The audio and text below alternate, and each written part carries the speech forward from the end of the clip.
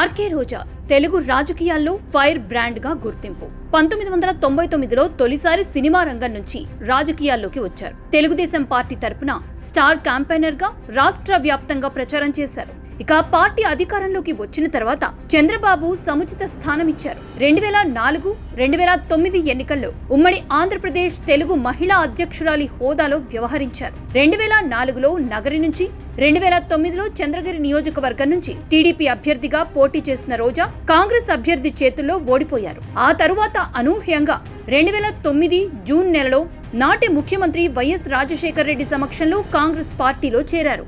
ఇక వైఎస్ఆర్ మరణానంతరం జగన్ వెంట నడిచారు. వైఎస్ఆర్ కాంగ్రెస్ పార్టీలో చేరిన రోజా 2014, 2019 ఎన్నికల్లో నగరి నుంచి వైసీపీ తరపున పోటీ చేసి గెలిచారు. ఇక వైఎస్ జగన్ రెండోసారి మంత్రివర్గ పునర్వ్యవస్థీకరణలో రోజాకి అవకాశం దక్కింది. కీలకమైన పర్యాటక, సాంస్కృతిక, యువజన అభివృద్ధి శాఖ మంత్రిగా రోజా పనిచేశారు. ఆమె పదవీ కాలంలో లెక్కలేనన్ని అవినీతి ఆరోపణలొచ్చాయి. ఎన్నో విమర్శలు రోజా ఎదుర్కొన్నారు. బాపట్ల బీచ్ సందర్శనకు వెళ్లిన సమయంలో ప్రభుత్వ ఉద్యోగి చేతికి తన చెప్పులిచ్చారు. ఇక మంత్రిగా ఉన్నప్పుడే నాటి ప్రతిపక్ష నేతలపై నోటికి వచ్చినట్లు రెచ్చిపోయారు. అసభ్యకరమైన సైగలతో దారుణంగా వ్యవహరించారు. కూటమి సర్కార్ అధికారంలోకి వచ్చిన తర్వాత రోజా అరెస్ట్ ఖాయమని అంతా అనుకున్నారు. ప్రధానంగా వైసీపీ హయాంలో జరిగిన ఆడుదాం ఆంధ్ర కార్యక్రమంలో భారీ కుంభకోణం జరిగిందనేది బహిరంగ రహస్యం. నాసిరకం స్పోర్ట్స్ కిట్లు కొనుగోలు చేసి కోట్ల రూపాయలు దోచేశారనేది ప్రధాన ఆరోపణ. సుమారు 400 కోట్ల రూపాయల కుంభకోణం జరిగిందనేది తొలి నుంచి వినిపిస్తున్న మాట. క్రీడా శాఖ మంత్రిగా రోజా, శాప్ చైర్మన్ గా ఉన్న బైరెడ్డి సిద్ధార్థ రెడ్డి ఈ అవినీతికి ప్రధాన కారణమని ఆరోపించారు. కానీ కూటమి సర్కార్ అధికారంలోకి వచ్చిన 2 ఏళ్లు పూర్తయినా కూడా ఇప్పటి వరకు ఎలాంటి చర్యలు తీసుకోలేదు. ఈ కేసు విచారణ ఇంకా కొనసాగుతోంది. అయితే ఆడుదాం ఆంధ్రాలో కుంభకోణం జరిగిన వ్యవహారంపై ఆర్కే రోజా హాట్ కామెంట్స్ చేశారు. ఆడుదాం ఆంధ్రాలో అవినీతి జరిగినట్లు పరోక్షంగా అంగీకరించారు. అయితే నాసిరకం స్పోర్ట్స్ కిట్లు కొనుగోలు వ్యవహారంలో తన పాత్ర లేదన్నారు. ఆడుదాం ఆంధ్ర డిసెంబర్ 26, 2023 నుంచి ఫిబ్రవరి 13, 2024 వరకు రాష్ట్ర వ్యాప్తంగా నిర్వహించినట్లు తెలిపిన రోజా ఆ సమయంలో తామంతా గడప గడపకు మన ప్రభుత్వం కార్యక్రమంలో బిజీగా ఉన్నామన్నారు. ఎన్నికల ఏడాది కావడంతో తమ ఫోకస్ అంతా అటే ఉందన్నారు. కానీ ఆడుదాం ఆంధ్రాలో కుంభకోణం జరిగితే ఆ తప్పంతా నాటి అధికారులదే తప్ప తమది కాదన్నారు.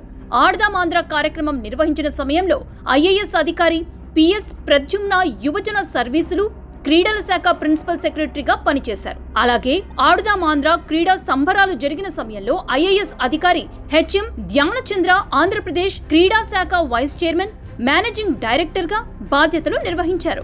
ధ్యానచంద్ర ప్రస్తుతం విజయవాడ మున్సిపల్ కార్పొరేషన్ కమిషనర్ గా పనిచేస్తున్నారు. అలాగే 2024లో కొత్త ప్రభుత్వం ఏర్పడిన తర్వాత ప్రద్యుమ్నను ముఖ్యమంత్రికి కార్యదర్శిగా సీఎంఓలో నియమించారు. ఆడుదాం ఆంధ్ర కుంభకోణంలో అరెస్ట్ అవుతారా అనే ప్రశ్నకు రోజా లేదనే జవాబు చెప్పారు. రోజా ధీమా వెనుక ప్రద్యుమ్న పోస్టింగ్ ప్రధాన కారణం.